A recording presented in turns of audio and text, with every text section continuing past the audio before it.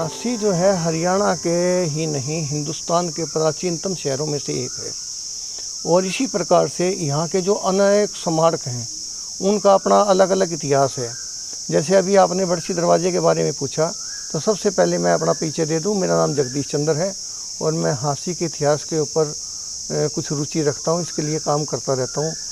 तो बरसी दरवाजे के बारे में जब मुझे इतिहास के बारे में जानकारी मिली तो पृथ्वीराज चौहान तृतीय था और एक उस पृथ्वीराज द्वितीय भी हुआ है चौहान, वो भी चौहान शासक था, उसको पृथ्वीराज द्वितीय बोलते हैं। तो वो 1167 के अंदर झांसी आया हुआ था।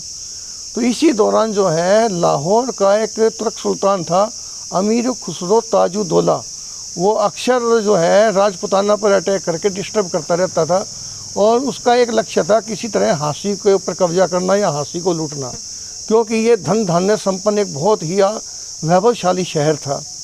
तो यहाँ धन की अपार जो अकूत संपत्ति थी उसको सभी लूटना चाहते थे, इसीलिए झांसी पे बहुत हमले हुए।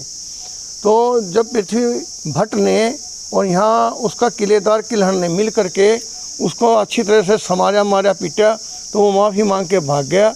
तो उन्होंने इस सीमा को सुदृढ़ करने के लिए पृथ्वी भट्ट ने एक अभियान चलाया और वो लाहौर से तक विजय प्राप्त की और वहाँ तक अपनी सीमा स्थापित की और उत्तर के अंदर चले गए वो पिंजौर, जिसको पंचपन कहते थे।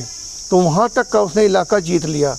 इस गौरवशाली जीत को अमर बनाने के लिए किलहन ने फिर दो काम किए झांसी के अंदर। एक तो अन्नागार गोदाम जिसको बोलते हैं और दूसरा एक बहुत बड़ा दरवाज़ा बनवाया। ये बन करके हुआ 1167 में तैयार, एक साल के अंदर ही मतलब है ये सारे काम हो गए।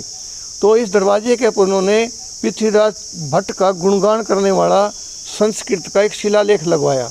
वो शिलालेख बाद में कर्नल यहाँ जेम्स स्किनर हुए हैं, उनको किले के ऊपर एक मस्जिद है उसकी दीवार में लगा हुआ मिला, वहाँ से उन्होंने उखड़वा के अपने पास रखा, फिर कर्नल टोड को दे दिया। कर्नल टोड ने उस ज़माने में ये इंग्लैंड भेज दिया और आज ये स्कॉटिश म्यूजियम के अंदर रखा हुआ है।